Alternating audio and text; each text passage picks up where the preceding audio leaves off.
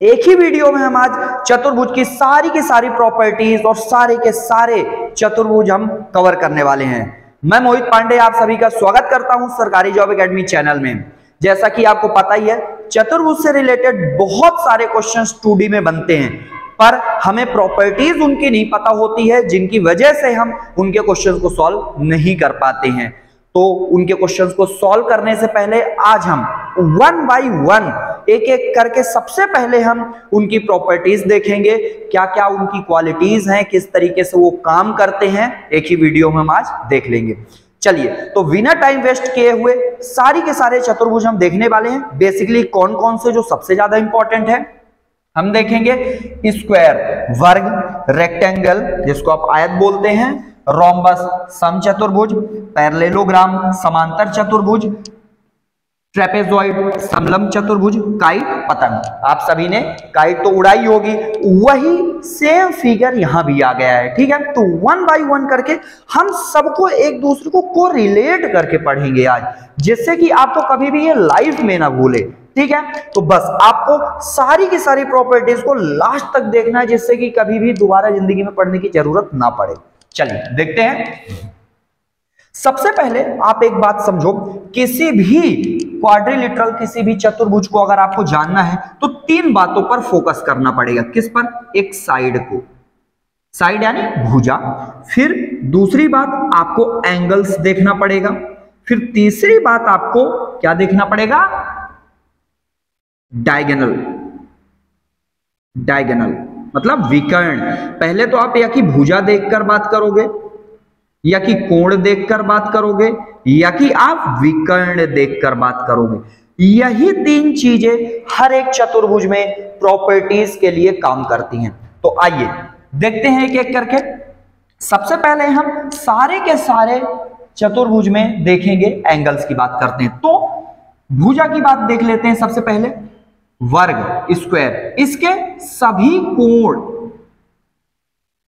कोण से पहले मैंने अगेन बोला भुजा पर देखते हैं, इसके सभी के सभी भुजा क्या होती है? बराबर होती है। ये ए, मतलब ये चारों भुजाएं इसकी बराबर होती हैं। ठीक। फिर अगर मैं बात करूं आयत की, तो आयत का ये वाला और ये वाला यानी विपरीत भुजाएं बराबर होती हैं। ये और ये बराबर होगा, ये और ये बराबर होगा। पहले हम इन्हीं दोनों से निपटते हैं, जबकि इसकी चारों भुजाएं बराबर होगी। ठीक है, अब हम देखते हैं, भुजा देख लिया, अब हम देखते हैं कोण की बातें करते हैं। ठीक है, इन दोनों में तो कोण को देखेंगे तो ये भी 90 डिग्री का होता है, ये भी 90 डिग्री का होता है, ये भी 90 डिग्री का होता है, ये भी 90 डिग्री का होता है। सिंपल सी बात बोल दूं, सभी कोण इसके 90 डिग्री के होते हैं। और इंटरेस्टिंगली आयत में भी यही काम होता है, इसके भी 90 डिग्री, इसका भी 90 डिग्री, इसका भी 90 डिग्री और इसका भी 90 डिग्री होता है। इसके भी कोण 90 डिग्री होते हैं। ठीक। अब देखते हैं, देखो विकर्ण की बात करते हैं। तो विकर्ण जैसे ही आप ड्रॉ करोगे, ऐसे आपने विकर्ण ड्रॉ किया, ये रहा विकर्ण आपका, ये रहा विकर्ण। इसके विकर्ण भी बराबर होते हैं। क्या होते हैं? विकर्ण बराबर होते हैं। इसके विकर्ण देखिए, आप खुद पता चलेगा, इसके भी विकर्ण क्या होते हैं? बराबर होते हैं। थोड़ा सा आपको लगेगा, बट ये विकर्ण इसके भी बराबर होते हैं। ठीक है, या मैं सिंपल सी बात बताऊं, इधर मैं लिख देता हूं, सभी भुजाएं बराबर,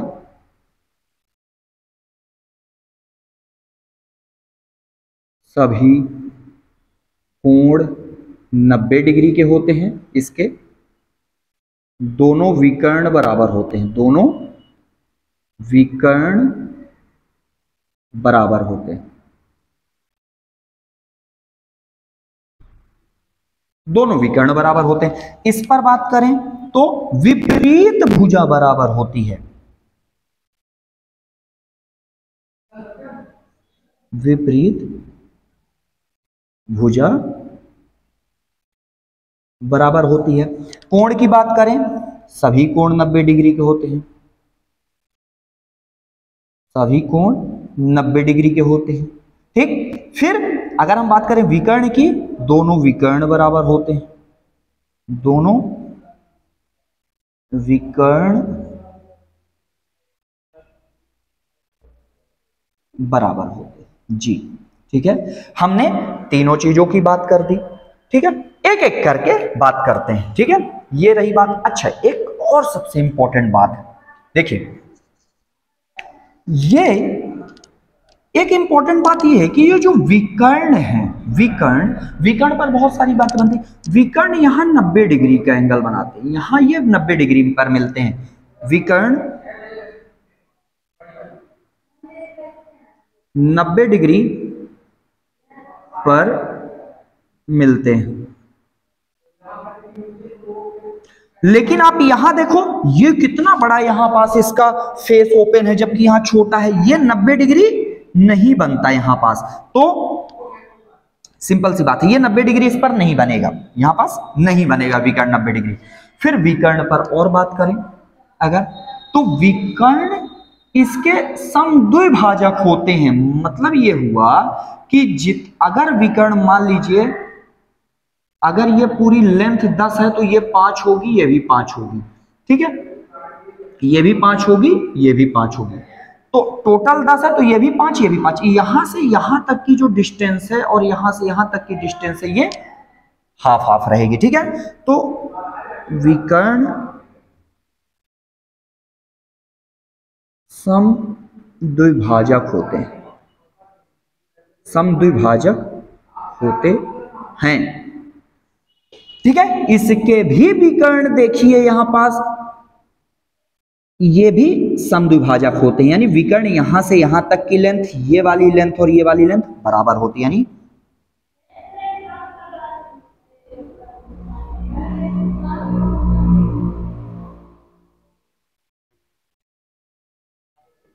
विकर्ण समद्विभाजक होते हैं।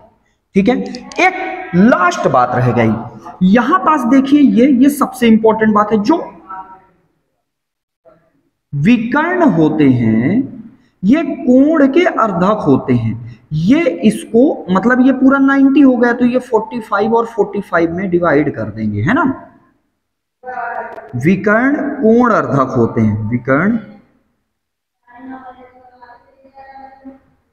कोण अर्धक होते हैं, अर्धक होते हैं, यानी विकर्ण कोण को बराबर बराबर बांट देते हैं। पर यहां पास ऐसा कुछ भी नहीं, यहां पास देखिए ऐसे समझिएगा तो ये ज्यादा लग रहा है, ये ज्यादा लग रहा है, ये कम लग रहा। यहां पास विकर्ण कोण अर्धक नहीं होते हैं, विकर्ण समद्विभाजक होते हैं, लेकिन विकर्ण 90 डिग्री पर नहीं मिलते हैं। ठीक है, ये रही बात स्क्वायर की और रेक्टेंगल की। ठीक, यहां पास आते हैं रोम्बस और रेक्टेंगल। अगर आपको ये दोनों समझ में आ गए, इसका मतलब रोम्बस और पैरेललोग्राम अपने आप समझ में आ गए। जब आप वर्ग को ऐसे धक्का मार दो, ऐसे धक्का मार दो, तो कुछ ऐसे हो जाता है, ऐसे भी दिखाई देगा, ऐसे भी दिखाई देगा। ठीक है, एक एक करके बातें करते हैं। क्योंकि जो रोम्बस है वो इसी से आया है, इसलिए ज्यादातर प्रॉपर्टीज वर्ग की ही लगेंगी। इसके सभी भुजाएं बराबर होती हैं। जब हम भुजा की बात करते हैं तो सभी भुजा, ये भी ए, ये भी ए, ये भी ए और ये भी ए होगा, यानी ये सभी भुजाएं बराबर होती हैं। फिर अगर हम एंगल की बात करें तो एक बात समझना, ये देखिए ये पैरेलल होता है, तो ये वाला और ये वाला 180 होता है।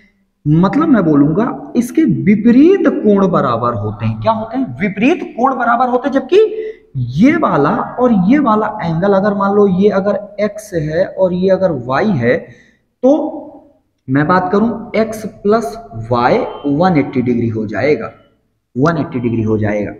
जबकि यहां अगर मैं z कर दूं तो y प्लस z भी 180 डिग्री हो जाएगा। ठीक है, इसी तरीके से यहां आप कुछ रख दोगे। ओवरऑल ये बोलने का मैटर है मेरा कि अगर यहां पास x 60 डिग्री है तो ये दोनों 180 डिग्री बनाएंगे, तो ये 120 डिग्री हो जाएगा। ठीक है, ऐसा है। तो इसलिए बोला जाता है, आप समझना, ये 60 डिग्री तो ये 120 डिग्री, क्योंकि ये 180 होते हैं, इधर भी 180, तो ये 60 है, ये 120 है तो ये भी 60 होगा, ये 60 है, ये भी टोटल 180 तो ये भी 120 होगा। इसलिए बोला जाता है इनके विपरीत कोण, इनके विपरीत कोण बराबर होते हैं। ठीक है, आप समझो, मैं बोल रहा हूं, एक तो इसको मैं हटा लूं,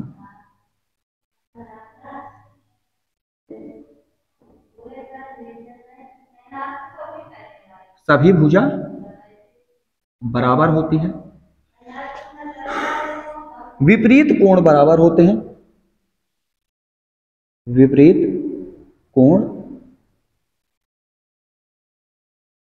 बराबर होते हैं, लेकिन एडजेसेंट यानी साइड के साथ जो भुजा बनाते हो 180 डिग्री होती है। ठीक है, चलिए इसको मैं हटा रहा हूं। यही सेम प्रोसेस यहां भी अप्लाई हो जाती है, पता है आपको। चलिए अब पहले हम विकर्ण की बातें करते हैं, क्योंकि भुजा की बातें हो गई, कोण की बातें हो गई, विकर्ण की। तो आप विकर्ण देखिए, ये रहा विकर्ण, ये रहा विकर्ण। ओके, आप देखोगे मैं थोड़ा सा यहां भी विकर्ण बनाना चाहता हूं, ये ऐसे। ठीक है, तो विकर्ण ये 90 डिग्री पर मिलते हैं, ये 90 डिग्री बना रहे हैं, है ना। दूसरी बात, विकर्ण बराबर नहीं होते। आप देखोगे तो ये वाला विकर्ण, ये वाला विकर्ण ज्यादा बड़ा दिख रहा होगा, ये वाला विकर्ण छोटा दिख रहा होगा, डायगोनल छोटा दिख रहा होगा। इसलिए इन दोनों के विकर्ण तो बराबर थे, पर इसके विकर्ण बराबर नहीं होंगे, तो इसलिए लिखने की जरूरत नहीं है। लेकिन विकर्ण 90 डिग्री पर मिलते हैं या 90 डिग्री पर प्रतिच्छेद होते हैं। ठीक है, विकर्ण 90 डिग्री पर मिलते हैं। दूसरी बात, जैसे यहां पास जो विकर्ण समद्विभाजिक थे, इसकी ये हाफ हाफ डिवाइड कर देते हैं। पर एक बात है, मान लीजिए ये पूरी 10 है तो ये कितना होगा 5, और ये कितना होगा 5, और ये पूरी 8 है तो ये कितना होगा 4, और ये कितना होगा 4, क्योंकि विकर्ण बराबर होते नहीं है। तो इसलिए मैंने इसको 10 लिया, इसको 8 ले लिया, एग्जाम्पल के तौर पर समझाने का ट्राई कर रहा हूं। जबकि यहां भी 10 था वर्ग में, इधर भी 10 लिया था और मैंने इधर भी 10 लिया था। ठीक है, तो ये बराबर हो जाते हैं। तो विकर्ण भी समद्विभाजक होते हैं, इसमें भी विकर्ण समद्विभाजक होते हैं, है ना।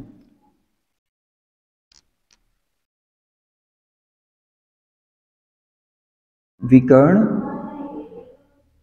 समद्विभाजक होते हैं। दूसरी बात, विकर्ण कोण के अर्धक होते हैं, इस बात का ध्यान रखना है। यहां पास भी कोण के अर्धक थे और यहां भी, है ना। विकर्ण कोण के अर्धक होते हैं।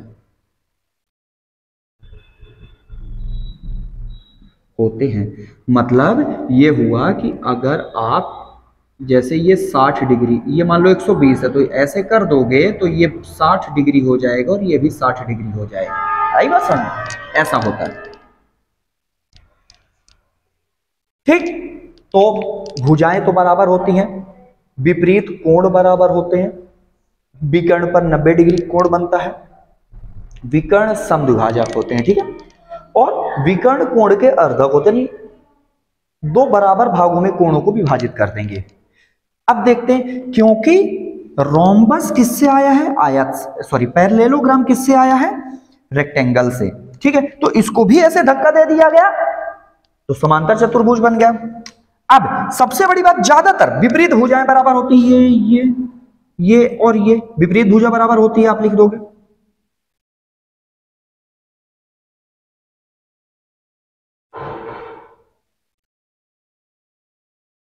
विपरीत भुजा बराबर होती है। ठीक है, फिर आप जब किसकी बात करोगे, कोण की, तो देखो यहां पास भी सेम कोण के लिए विपरीत कोण ही बराबर होंगे, क्योंकि पैरेलल हो जाती है ना। तो ये वाला कोण इसके और ये वाला कोण इसके, विपरीत कोण बराबर होते हैं। ठीक है, ऐसे ही इसमें भी था। ठीक है,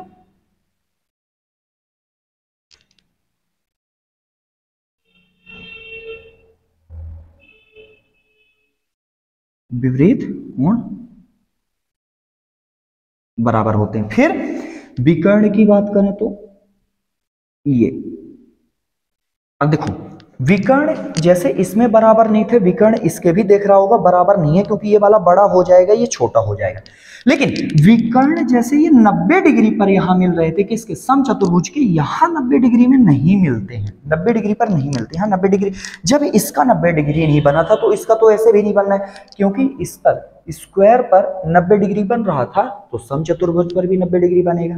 ठीक है, दूसरी बात, लेकिन ये समद्विभाजक होते हैं, समद्विभाजक इसी तरीके से होते हैं ना, विकर्ण समद्विभाजक होते हैं।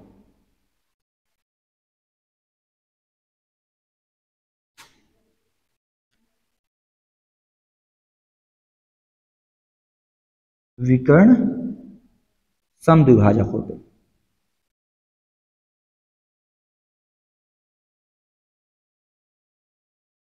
विकर्ण समद्विभाजक होते हैं। ठीक है, फिर और क्या क्या, विकर्ण कोण के अर्धक होते नहीं होते, दिख रहा होगा ये ज्यादा इधर है, ये कम है। हालांकि आपको लगेगा कि सर ये तो हाथ से ही बनाया है, ज्यादा बराबर बराबर भी तो हो सकता है, लेकिन ऐसा नहीं है ना, क्योंकि इधर ज्यादा है, इधर ज्यादा वाला पार्ट हो जाएगा, इधर वाला कम हो जाएगा। ठीक है, कोण के अर्धक होते नहीं, इसमें ये बातें ध्यान रखनी है। ठीक है, कि विपरीत भुजा बराबर होती है, विपरीत कोण बराबर होते हैं इसके, विकर्ण समद्विभाजक होते। ठीक, चलिए, फिर ये एक दूसरे से कनेक्टेड है, इस बात का ध्यान रखना है। ठीक है, चलिए अब आते हैं ट्रेपेजॉइड, बहुत ही अलग फिगर है। इस पर बस इतना आपको ध्यान रखना है कि इसकी दो भुजाएं ऐसी होती हैं जो पैरेलल होती हैं, यही वाली दो भुजाएं पैरेलल यानी समांतर, जो कभी नहीं मिलती, लेकिन ये वाली मिल जाएंगी कहीं ना कहीं। बस सिर्फ दो भुजाएं समांतर होती हैं, बस इतना याद रखना है आपको, बात खत्म हो गई इस पर। सिर्फ दो भुजाएं समांतर होती हैं, इस पर इतना याद रखना है। अब आगे बात करते हैं, चलिए, काइट, पतंग। तो देखिए पतंग में इसकी भुजाओं में देखोगे आप, तो ये भुजा इसके बराबर होती है, ये भुजा इसके बराबर होती है। ठीक है, ये थोड़ा सा मेरा ज्यादा बन गया, लेकिन ये भुजा इसके और ये भुजा इसके बराबर होती है। ठीक है, तो एडजेसेंट साइड बराबर होती है, ये भुजा इसके बराबर, ये इसके बराबर, ये इसके बराबर। विकर्ण की बात करोगे,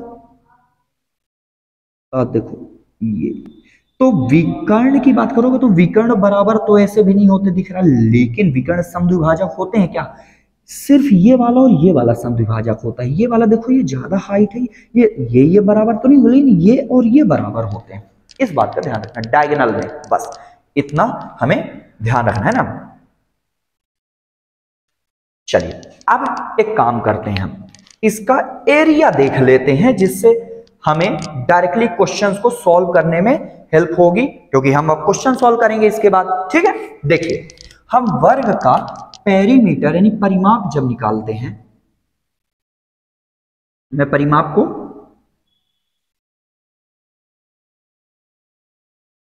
को P लिखूंगा, क्षेत्रफल को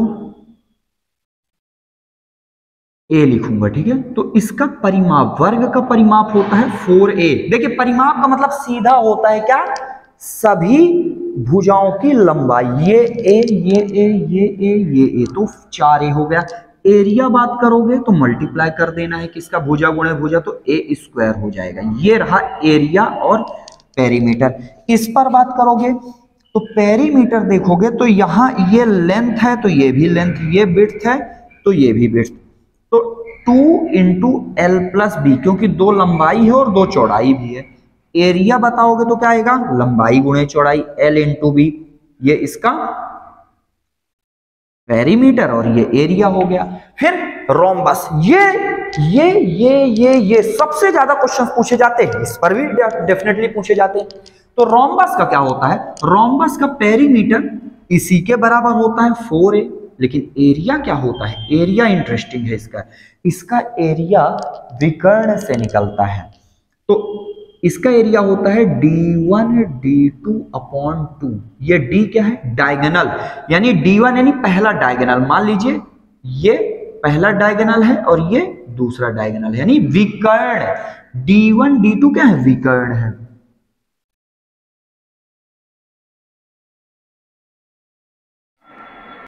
विकर्ण है, ठीक है।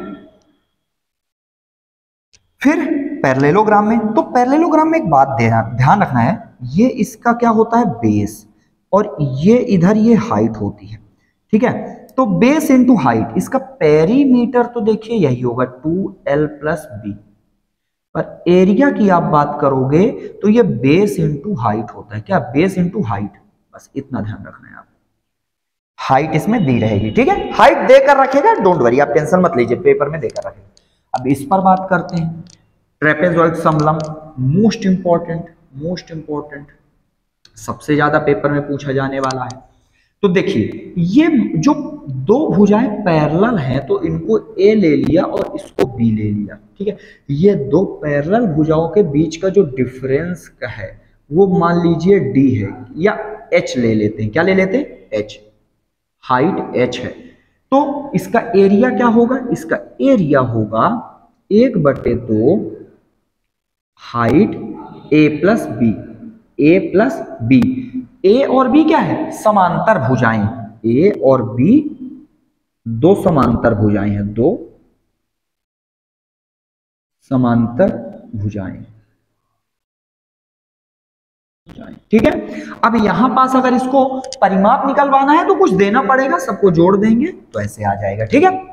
काइट, काइट का भी एरिया जो निकलता है वो इसी के बेसिस पर निकलता है। एरिया आप देखोगे तो किसके जैसा, इसी के जैसा होता है। ये मान लीजिए ये पूरा क्या है d1 और ये पूरा क्या है d2, ये पूरा क्या है d2, तो आप लिखोगे d1 d2 अपॉन 2, ये काइट का एरिया निकल गया ऐसे, ठीक है। ये सारी की सारी प्रॉपर्टीज रही वर्ग की, आयत की, रोम्बस वाला हो गया, समचतुर्भुज, समांतर चतुर्भुज, समलंब चतुर्भुज और काइट, पतंग, ये हो गए। अब इन्हीं से रिलेटेड हम क्वेश्चन सॉल्व करेंगे। तो पहला क्वेश्चन आपके सामने आयत फिगर का है, उसको देखते हैं क्या बोल रहा है। पहला क्वेश्चन आपको बोलता है एक आयत का परिमाप, उसकी लंबाई क्रमशः 40 मीटर और 12 मीटर देकर रखिए, इसकी चौड़ाई बताइए। देखिए परिमाप होता है P, परिमाप को आप बोलते हो P L प्लस P, आपको उसमें बोलकर रखा है परिमाप कितना देकर रखा है 40 मीटर, लंबाई आपको 12 मीटर, चौड़ाई निकालना है। तो देखिए कितना बोल रहा है, ये रखोगे आप 40, 2, लंबाई 12 प्लस B यानी विड्थ, फॉर्मूला कैंसिल करिए, कितना आ गया 20, तो 20 प्लस 12 प्लस B, तो B कितना आ गया 8 मीटर, यानी आपकी चौड़ाई कितनी है 8 मीटर। आपने देखा ही होगा कि परिमाप जो आयत का होता है वो कितना होता है, P बराबर 2 ब्रैकेट में L प्लस B। ये था हमारा पहला क्वेश्चन, बिना किसी हेजिटेशन के हमने सॉल्व किया, ठीक। अब अगला क्वेश्चन देखते हैं हम क्या बोल रहा है। बोल रहा है आपको अगला क्वेश्चन कि 30 मीटर लंबे और 17 मीटर चौड़े आयताकार, आपको प्रांगण में क्या लगाना है, पत्थर बिछाने के लिए 2.5 मीटर और 2 मीटर माप के कितने फर्शों की पत्थर की आवश्यकता होगी। बात समझो, पहले आप, ये है तो आयत ही, देखो आयत ही है, आपको कभी भी ये पता करना हो कि टाइल की संख्या निकालना हो या पत्थरों की संख्या निकालनी हो, तो आप क्या करोगे, बड़े वाले फिगर का क्षेत्रफल, बड़े भाग का क्षेत्रफल बटे छोटे भाग का क्षेत्रफल, बस ये निकालना है आपको। अब देखिए क्या बोल रहा था आपको कि 30 मीटर लंबा और 17.5 मीटर चौड़ा है। तो देखिए 30 मीटर लंबा हो गया, 17.5 मीटर ये चौड़ा हो गया। अब क्या बोल रहा है आपको कि 2.5 गुणे 2 यानी 2.5 गुणे 2 ये भी मीटर में है, ये भी मीटर में है। तो ये बड़े भाग का, क्योंकि आयत का जो क्षेत्रफल होता है वो कितना होता है, लंबाई गुणे चौड़ाई। ठीक है, तो एक पत्थर का यानी छोटे वाले पत्थर का आयतन कितना हो जाएगा, आप लिखोगे 2.5 मीटर गुणे 2, क्योंकि ये भी लंबाई और चौड़ाई है। और बड़े यानी इसका कितना हो जाएगा 30 मीटर गुणे 17.5 मीटर। ठीक है, ये हो जाएगा। अब क्या करेंगे आप, ये मीटर से मीटर कैंसिल करिए। अब यहां भी डेसिमल के बाद एक डिजिट है, यहां भी है, तो ये हटा दीजिए, कोई मतलब नहीं है। 25 सत्ते हो गया, ये 15। ठीक है, तो 15 सत्ते 105, 105 पत्थरों की आवश्यकता होगी। या आप यहां पास इस क्वेश्चन में पत्थर है, क्या है, पत्थर है, पत्थर की संख्या होगी। आपको बस इतना करना है कि इसमें ये बोल रहा था कि छोटे छोटे पत्थर आपको बिछाने हैं इसमें, ऐसे ऐसे ऐसे। तो पत्थर की लंबाई 2.5 मीटर है और चौड़ाई 2 है। तो छोटे भाग का आपने डिवाइड कर दिया, और बड़े भाग जिसमें बिछाना है वो 30 गुणे 17.5 मीटर है। इसलिए आपने जो डिवाइड करने पर आंसर पाया वही उसकी संख्या हो जाएगी। ठीक है, चलिए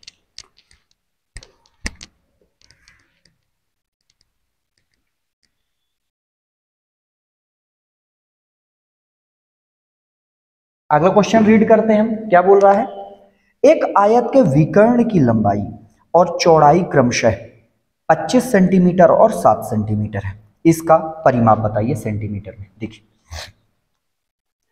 पहले आयत बनाते हैं। अब इस आयत में आपने देखा होगा ये लंबाई कहलाती है, ये चौड़ाई कहलाती है, ये इसका विकर्ण कहलाता है। ठीक, ये क्या कहलाता है, विकर्ण कहलाता है। लेकिन यहां पास समझने वाली बात यह है कि आपको ये विकर्ण की लंबाई, देखिए ये लंबाई, ये चौड़ाई, ये विकर्ण है। जो सबसे बड़ा होगा वो विकर्ण होता है, फिर लंबाई, फिर आपकी चौड़ाई होती है। लेकिन इसमें जो 25 सेंटीमीटर दिया है, बोला है विकर्ण की लंबाई, यानी ये वाला 25 सेंटीमीटर है। और क्या देकर रखा है आपको, 7 सेंटीमीटर के बारे में बात की गई। अब ये 7 सेंटीमीटर क्या है, तो 7 सेंटीमीटर आपको चौड़ाई दे दी गई, ये 7 सेंटीमीटर मान लीजिए चौड़ाई दे दी गई। तो आप ये पता लगा सकते हैं, क्यों पता लगा सकते हैं, इसलिए पता लगा सकते हैं क्योंकि हमने अभी पढ़ा था कि जो रेक्टेंगल होता है उसके जो कोण बनते हैं वो 90 डिग्री के बनते हैं। तो इसमें क्या लग जाएगा, इसमें आपका लगेगा पाइथागोरस थ्योरम। अब पाइथागोरस थ्योरम लगेगी तो ये ट्रिपलेट है, आप जानते हो किसका, 7 और 24 और 25, क्योंकि ये विकर्ण है। विकर्ण मतलब ये हाइपोटेनस हो जाएगा कर्ण, ये आपका कितना हो जाएगा लंब, और ये कितना हो जाएगा आधार। तो आप निकालोगे तो ये बनेगा कितना 25 का वर्ग बराबर, ये तो निकालना ही था मान लीजिए। ठीक है, तो आपने निकाला 7 का वर्ग प्लस आधार का वर्ग, तो 625, ये -49 बराबर कितना है 20 स्क्वायर, तो 576 बराबर 20 स्क्वायर। तो बी की वैल्यू कितनी आ जाएगी 24 सेंटीमीटर। ठीक है, बी की वैल्यू 24 सेंटीमीटर आई। लेकिन इस क्वेश्चन में क्या पूछ रहा भाई, आप परिमाप बताओ, परिमाप कितना होगा। तो परिमाप का फॉर्मूला क्या होता है, परिमाप का फॉर्मूला होता है 2 × L + B। तो 2, ये कितना है लंबाई 24, चौड़ाई कितनी है 7, यानी ये 31 दूना कितना होगा 62 सेंटीमीटर। ये रहा आपका फाइनल आंसर। ठीक है, क्योंकि आपको इस बात को समझना पड़ेगा, उसमें विकर्ण लंबाई नहीं देकर रखा है, इस बात को समझो। ये डाउट हो सकता है कि 25 मैं इसको लिखूं, नहीं, क्योंकि 25 उसने बोला है विकर्ण की लंबाई, और लंबाई हमेशा देखो बड़ी होती है। तो इसमें और इसमें बड़ा कौन होगा, विकर्ण, इसलिए हमने ये लिया है कि विकर्ण ही 25 होगा। और ये 7 ले लिया तो इसको ऑब्वियसली 24 आना है, क्योंकि चौड़ाई से बड़ा क्या होता है लंबाई होती है। ये ओरिजिनल लंबाई मिल गई, चौड़ाई मिल गई हमें आयत की, हमने पुट किया, आंसर आ गया। ठीक, ये थे क्वेश्चंस हमारे किसके, आयत के। ठीक है, अब हम देखेंगे सारे फिगर्स का। अब टर्न आ चुका है किसका, वर्ग। तो अगला क्वेश्चन क्या बोलता है, एक वर्ग का क्षेत्रफल 30.25 सेंटीमीटर है, इसका परिमाप ज्ञात कीजिए। देखिए सबसे पहली बात आपको समझना पड़ेगा, किसी भी वर्ग का जो परिमाप होता है वो क्या होता है 4a, और एरिया क्या होता है, एरिया आपका होता है ए स्क्वायर, क्योंकि मान लीजिए ये चारों भुजाएं हैं, ये भी ए, ये भी ए, ये भी ए, तो ये भी ए होगा। अब आपको एरिया देकर रखा है कितना, 30.25 बराबर कितना देकर रखा है, ए स्क्वायर, ये सेंटीमीटर में। अच्छा, क्योंकि इसका अब आप वर्गमूल लोगे कितना 30.25 का, तो इसका आंसर कितना आ जाएगा आपका, ये 55 आएगा, यानी 5.5 सेंटीमीटर। आप ये छोड़ो कि 30.25 है, आप जानते ही हो कैसे निकलता है, जैसे 55 का वर्ग क्या होता है, आप इकाई अंक में 5 है तो 25 लिखोगे और 5 छका 30, तो ऐसे हमें पता चल जाता है। ठीक है, तो 5.5 सेंटीमीटर भुजा आ गई, जबकि परिमाप हमें निकालना है, तो परिमाप का फॉर्मूला क्या होता है 4 इंटू ए, 4 गुणे 5.5 सेंटीमीटर, कितना हो जाएगा ये 20, लेकिन डेसिमल यहां आएगा तो सिर्फ ये आपका आंसर कितना आएगा 22 सेंटीमीटर आपका बनेगा फाइनल आंसर। ठीक है, ये रहा आपका वर्ग।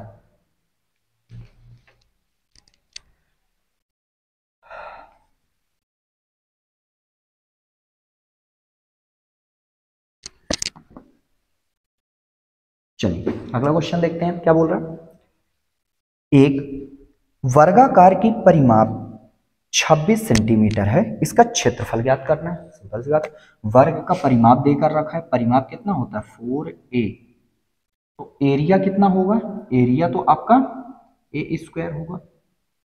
देखते हैं, तो परिमाप आपको 26 सेंटीमीटर देकर रखा था, बराबर 4a, तो a की वैल्यू कैंसिल किया, ये 2 और ये कितना बना 13, दैट मीन्स कितना बना 13/2 सेंटीमीटर। ठीक है, अब क्षेत्रफल का क्या होता है ए स्क्वायर, तो एरिया इसको 2 बार गुणा करिए, तो 13/2 गुणे 13/2 सेंटीमीटर स्क्वायर। 13 का वर्ग कितना होता है 169/4, तो 4 चौके 16, 4 दूना 8 और 1/4 मतलब 2.25 होता है। ठीक है, 0.25 सेंटीमीटर स्क्वायर फाइनल आंसर आएगा आपका। क्योंकि ये बेसिक से है, पहले आप बेसिक क्वेश्चन समझ जाओगे तो आपको ज्यादा अच्छे से अंडरस्टैंडिंग और क्लैरिटी होगी कि कैसे हमें क्वेश्चंस को अप्रोच करना है, वो सबसे ज्यादा जरूरी होता है इस क्वेश्चन में। ठीक है, चलिए बढ़ते हैं।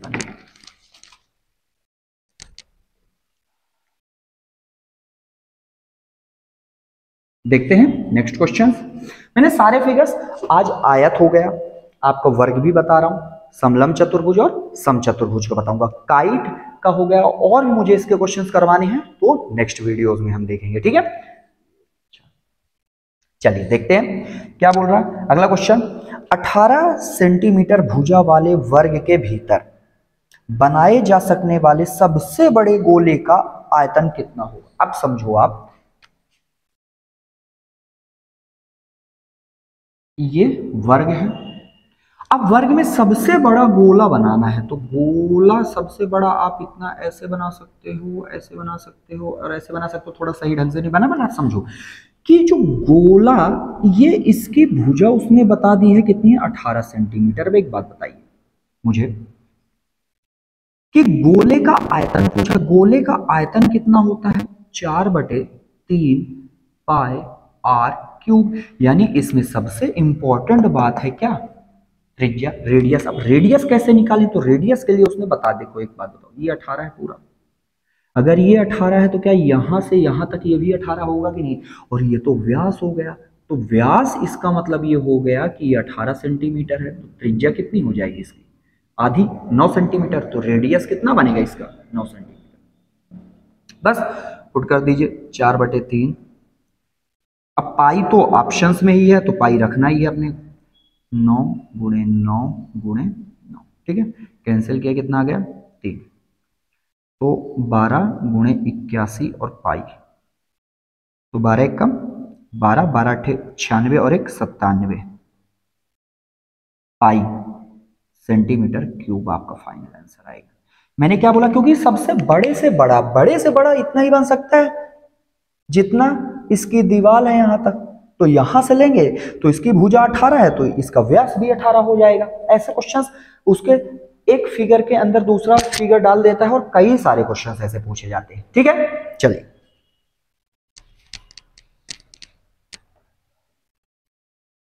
ये क्वेश्चन जो मैं अगला आपको दे रहा हूं काफी अच्छा क्वेश्चन है, देखते हैं क्या बोल रहा है। एक वर्गाकार पार्क का क्षेत्रफल 25 किलोमीटर स्क्वायर है।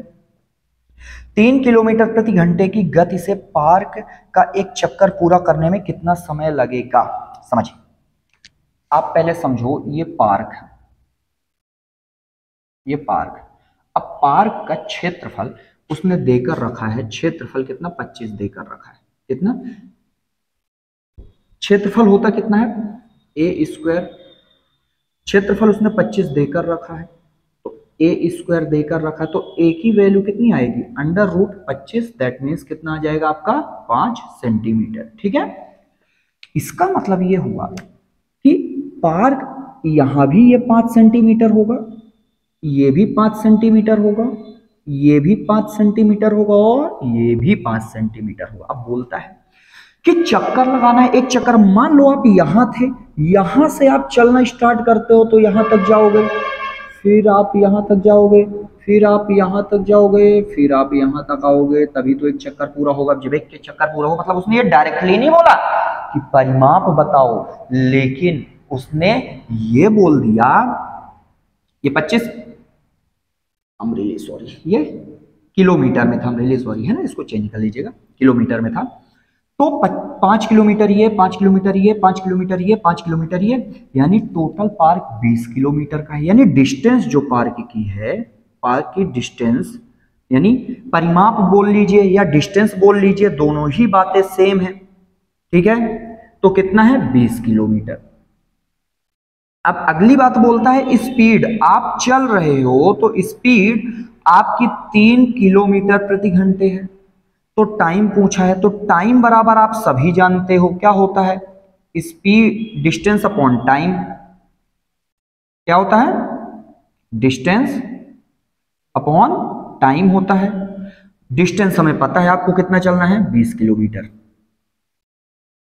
3 किलोमीटर घंटा है तो ऊपर चला जाएगा, कैंसिल करिए आप, तो 3 छक्का कितना हुआ 18, तो 6 घंटे तो पूरे के पूरे हो गए, लेकिन 2/3 घंटे और बचे हैं। तो घंटे को मिनट में कन्वर्ट करोगे तो कितना आ जाएगा, 60 से गुणा करोगे आप तो कितना आ जाएगा, ये 20, दैट मीन्स 40 मिनट। ये आपका आंसर आएगा फाइनल। आपको इस पार्क का एक चक्कर लगाने में 6 घंटे 40 मिनट लगने वाले हैं। ठीक है,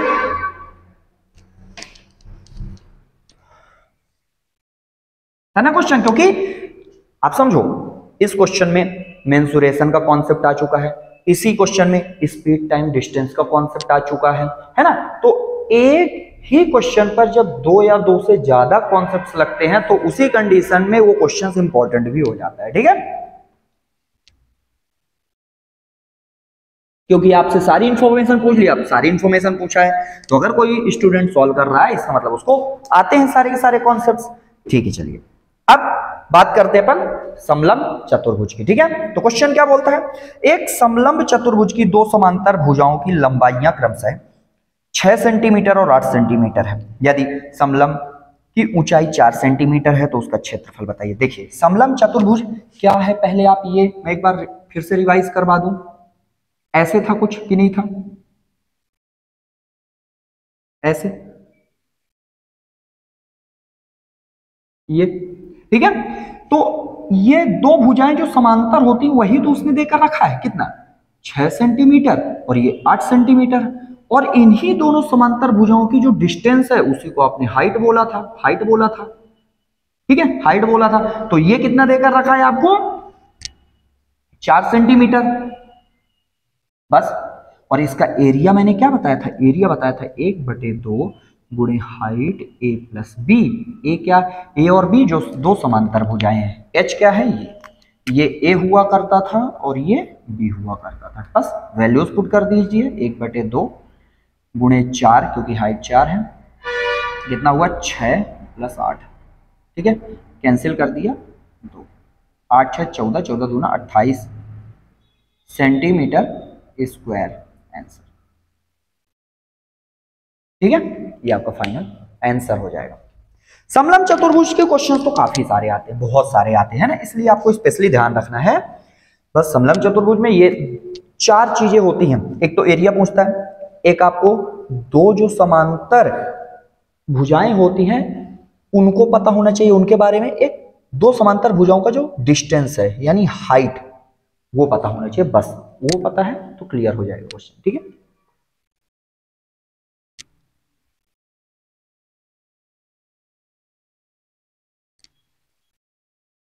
चलिए अगला क्वेश्चन देखते हैं क्या बोल रहा। एक समलंब चतुर्भुज के दो समांतर भुजाओं की लंबाइयां 8 और 10 सेंटीमीटर है और इसका क्षेत्रफल देकर रखा है 54 सेंटीमीटर स्क्वायर। तो इसकी समांतर भुजाओं के बीच की दूरी, तो चाहे आप फॉर्मूला लिखो, मतलब फिगर बनाओ, चाहे ना बनाओ, डायरेक्टली रख दो आप। हाइट ए प्लस बी आपका 54 सेंटीमीटर स्क्वायर है, 1/2। हाइट तो पता ही करनी है, ठीक, 8 + 10, ठीक है, तो ये टोटल 18 हो गया। तो 18 तिहाई 54 और ये सेंटीमीटर में आएगा, तो सेंटीमीटर सेंटीमीटर कैंसिल हो गया था, तो h की वैल्यू 3 दूना कितना हो जाएगा 6 सेंटीमीटर फाइनल आंसर हो जाएगा। ओके, ये रहा समलंब चतुर्भुज के सारे कॉन्सेप्ट्स और फॉर्मूले से किया हुआ क्वेश्चन। चलिए बढ़ते हैं और अब देखते हैं किसका, समचतुर्भुज के क्वेश्चन। ठीक है, तो क्या बोल रहा है समचतुर्भुज का क्वेश्चन। एक समचतुर्भुज की भुजा की लंबाई 5 सेंटीमीटर है एवं इसके विकर्ण की लंबाई 8 सेंटीमीटर है, तो बताइए क्षेत्रफल क्या होगा। अब बात समझो, मैंने बताया था कि जो समचतुर्भुज होता है कुछ ऐसा भी बनता है, ऐसा, लेकिन इसकी सभी भुजाएं क्या होती है, बराबर होती है। ठीक है, इसकी सभी भुजाएं बराबर होती है।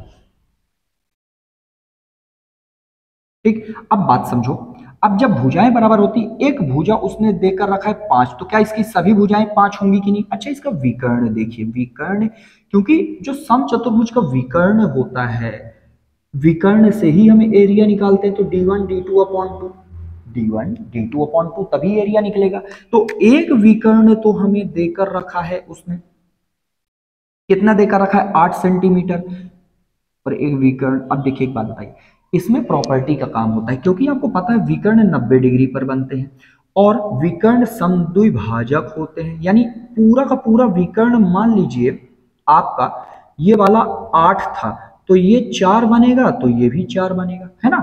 तो एक बात बताइए, ये और ये, क्योंकि मुझे पहला विकर्ण तो पता चल गया, मुझे क्योंकि पहला विकर्ण कितना है 8 है, दूसरा विकर्ण पता करना है, तो मैं क्या करूं, देखिए यहां आप सिर्फ इतने पार्ट को देखिए, ये वाला पार्ट, ये, ठीक है, तो इस पार्ट में देखोगे आप तो क्या है, राइट एंगल ट्रायंगल, तो ये 5 ये 4, तो क्या ये 3 होगा कि नहीं, किससे, पाइथागोरस थ्योरम से, क्योंकि हाइपोटेनस का स्क्वायर बराबर परपेंडिकुलर का स्क्वायर प्लस बेस का स्क्वायर होता है। ठीक है, तो 5 का वर्ग 25, हमें परपेंडिकुलर तो निकालना ही था, ये 16, तो पी स्क्वायर बराबर कितना आया 9, तो पी की वैल्यू कितनी आ जाएगी 3 आ जाएगी, इसलिए मैंने लिखा। अच्छा बताइए, जब यहां से यहां तक 3 है तो क्या यहां से यहां तक भी 3 होगा कि नहीं। तो पहला मेरा डायगोनल देकर रखा था 8 सेंटीमीटर क्वेश्चन में, दूसरा मैंने निकाल लिया क्योंकि ये 3 आया, तो 3 और 3 6 सेंटीमीटर। बस अब हमें क्वेश्चन सॉल्व करना है, तो कितना हुआ 8 गुणे 6 बटे, ठीक है, और कितना हुआ 24 सेंटीमीटर। ठीक है, ये आएगा आपका फाइनल आंसर। 24 सेंटीमीटर। इस क्वेश्चन में बस इतना ध्यान रखना है आपको। देखिए मैं ये बोलना चाह रहा था आपको कि जो समचतुर्भुज होता है उसमें विकर्ण ही इंपॉर्टेंट होते हैं। क्या होते हैं? विकर्ण इंपॉर्टेंट होते हैं। लेकिन वो डायरेक्टली विकर्ण नहीं देता क्योंकि क्वेश्चंस इजी हो जाता है। तो ये 90 डिग्री बनता है, तो ये विकर्ण का आधा और ये भी विकर्ण का आधा होता है और ये कर्ण जैसा बन जाता है ना। इसलिए ये कॉन्सेप्ट हमें लगाना पड़ता है किसका? समकोण त्रिभुज का, यानी राइट एंगल ट्रायंगल का हमें कॉन्सेप्ट लगाना पड़ता है। उसके दम पर अगर ये वाला देकर रखा है, ये तो पहले से ही देकर रखेगा, ये देकर रखा है तो हम ये निकाल लेंगे, ये देकर रखा है तो हम ये निकाल लेंगे। इसमें ये देकर रखा था, ये वाला देकर रखा था तो हमने ये निकाल लिया। ठीक है, समचतुर्भुज में राइट एंगल ट्रायंगल का कॉन्सेप्ट लगेगा तभी डायगोनल्स दूसरा पता लगा पाओगे आप। ठीक है, चलिए एक क्वेश्चन सेम ऐसे ही और करते हैं तो और अच्छे से क्लियर हो जाएगा आपको। मैं इसके क्वेश्चन और करवाऊंगा आपको। ठीक है, देखिए क्या बोलता है अगला क्वेश्चन। उस समचतुर्भुज का क्षेत्रफल सेंटीमीटर स्क्वायर में बताइए जिसकी भुजा 13 सेंटीमीटर और छोटा विकर्ण, क्योंकि आपको पता ही है समचतुर्भुज में विकर्ण बराबर नहीं होते हैं, है ना। अभी हमने पढ़ा विकर्ण किसके किसके बराबर होते हैं? सिर्फ वर्ग के बराबर होते हैं और यस बिल्कुल सही बोला आपने, आयत के बराबर होते हैं। ठीक है, जबकि समचतुर्भुज के और समांतर चतुर्भुज के विकर्ण नहीं बराबर होते, लेकिन वो समद्विभाजक होते हैं। ठीक है, तो देखो फिर से अब हमें बनाना पड़ेगा। तो भुजा 13 है, क्योंकि 13 ये है तो ये भी होगी, ये भी होगी, ये भी होगी, अभी हमने पढ़ा। अब देखिए, ठीक है, ये रहा विकर्ण। तो हमें ये पता चल चुका है जो 10 देकर रखा है, ठीक है, वो क्या देकर रखा है? छोटा विकर्ण। तो इसमें से छोटा विकर्ण यही दिख रहा है, तो 10 अपन ने मान लिया ये 10 है टोटल। अगर ये कितनी है? 10, तो ये 5, तो ये भी 5 होगा। अब एक बात बताओ, ये कर्ण है, ये 13, ये 5, तो ये कितना बनेगा? 12 बनेगा कि नहीं बनेगा? ट्रिपलेट होते हैं क्या? 5, 12 और 13 ट्रिपलेट होते हैं। नहीं समझ में आया तो आप इधर करो, हाइपोटेनस का स्क्वायर इक्वल टू बेस का स्क्वायर प्लस परपेंडिकुलर का स्क्वायर। ये 13 का वर्ग 169 होता है। बेस का कितना था? 25 प्लस परपेंडिकुलर निकाला हमने, तो परपेंडिकुलर बराबर 169 माइनस 25 बराबर 144। तो 144 यानी पी 144 किसका वर्ग होता है? 12 का, तो इसलिए हमने लिखा क्या? 12। ठीक है, बाकी इसको करने की जरूरत नहीं है, देखिए आपको, है ना, ट्रिपलेट आपने पढ़ाई है बस। अब हमें, क्योंकि यहां से यहां तक 12 आया है तो यहां से यहां तक भी 12 होगा। तो छोटा वाला डायगोनल आपको क्या देकर रखा था? 10 सेंटीमीटर। तो बड़ा वाला डायगोनल कितना आ गया? बड़ा वाला यहां से यहां तक 12, यहां से यहां तक भी 12, तो कितना हो जाएगा? 24 सेंटीमीटर स्क्वायर। बस आप फॉर्मूले में रख दीजिए एरिया, और क्या होता है? दोनों को मल्टीप्लाई करिए, डिवाइडेड बाय 2, 5 बराबर 24 पंच 120 सेंटीमीटर स्क्वायर। ठीक है, एरिया फॉर्मूला क्या होता है बोलिए? d1 d2 upon. ठीक है, तो हमने स्टार्टिंग से सारे के सारे फिगर्स की प्रॉपर्टीज पढ़ी, उनका पेरीमीटर देखा, उनका एरिया देखा, फिर उसके बाद हमने 1 बाय 1 करके क्वेश्चंस को सॉल्व किया। आई होप आपको सारे के सारे कंटेंट्स, थोड़ा बहुत भी इंफॉर्मेशन जरूर मिली होगी। अगर आपको वीडियोस पसंद आई प्लीज इसको लाइक करिए, नहीं सब्सक्राइब किया है तो सब्सक्राइब भी जरूर करिए और अपने फ्रेंड्स के साथ शेयर भी करिए। मिलते हैं अपन नेक्स्ट वीडियो में, तब तक के लिए थैंक यू वेरी मच।